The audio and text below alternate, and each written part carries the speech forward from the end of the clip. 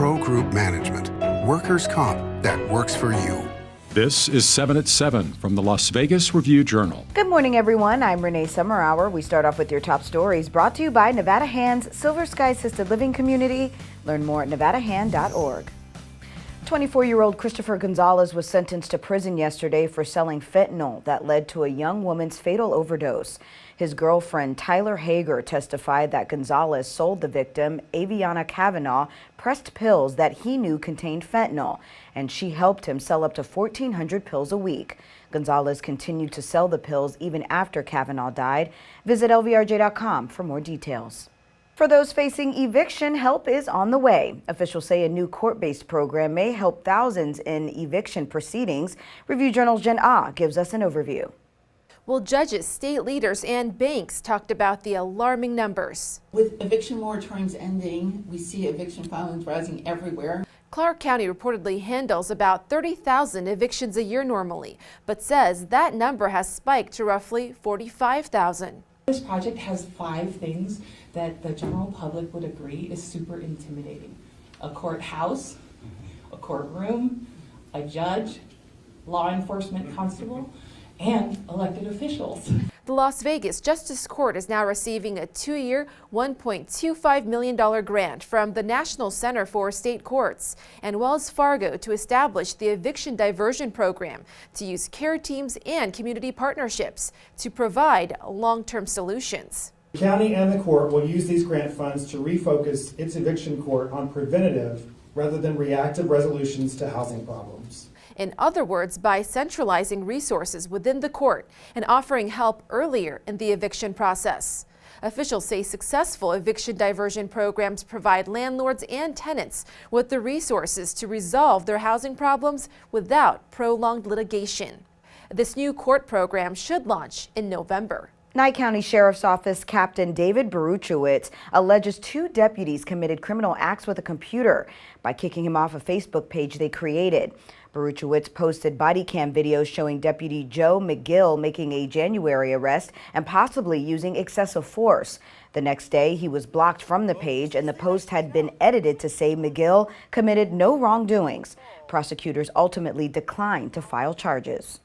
A roundtable was hosted by Senator Cortez Masto to discuss immigrants worried about the Deferred Action of Childhood Arrivals program being halted entirely. In Nevada, 12,000 immigrants are protected under DACA, but a new order under the New Orleans-based Fifth Circuit of Appeals upholds a Texas federal judge's ruling that makes deportation protection unlawful. It's hard to hear that other people are suffering just as much as I am. It's a pain that I wouldn't want others to endure. DACA's my future. It's the setting ground for my possibilities, my goals and dreams. Cortez Masto said she is meeting with the Biden administration, urging action to protect DACA recipients. I feel like someone is supporting us, someone is fighting with us, so I feel really happy. In your business news, sponsored by Bank of Nevada, Bank on Accountability, vendors at this year's Global Gaming Expo highlighted the technology on the Venetian's trade show floor. Attendees browsed thousands of bright, bold, and entertaining innovations, including the Fruit Ninja slot machine, where players slice fruit as it floats across a touchscreen. And Aristocrat Gaming debuted new content on the show floor, products created by the company during the pandemic. On the booth today, 100% of the for sale content is brand new, not ever been out before, and about 70% of our premium content is brand new. Now it's time for your weather report, brought to you by Star Nursery, your garden's partner for every bloomin' thing. Sunny with a high of 91 degrees is forecasted for your Thursday. Light winds coming from the northeast. Tonight, mostly clear skies, evening lows around 66 degrees. For the rest of the week, similar conditions. Daytime highs will stay in the low 90s. Light winds until the end of the week. We could see a slight cool down and rain chances over the weekend. Heading into the work week, temps will slip down into the mid to upper 80s for the daytime highs, mid 60s for the lows. Sports, sponsored by DNR House of Diamonds, making luxury affordable, located in downtown Summerlin. Coming off of a win in their season opener in Los Angeles, the Golden Knights are in the Fortress for the first time this season, taking on the Chicago Blackhawks. Coach Bruce Cassidy talked about his first win as the Knights head coach. Yeah, I appreciated that. I think for all of us, it's good to get off on the right foot. We certainly had breakdowns that we need to correct. but we also generated a lot of offense, I thought, against a good defensive team. So that's a good sign that our guys were willing to attack the net, hold on to pucks. I thought that was one of the more impressive parts of our game. Sports betting, sponsored by Las Vegas Paiute Tribal Smoke and Cigar Shop. The Chicago Bears are taking on the Washington Commanders tonight in Thursday Night Football. For those wishing to bet, the Westgate Superbook lists the game as a pick'em, with each team minus 110 on the money line. The total is 38.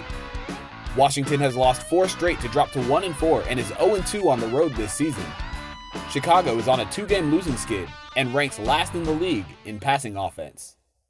In your health news, sponsored by Boulder City Hospital, we're here for you when you need us. COVID cases and hospitalizations plateaued this week in Clark County and across Nevada.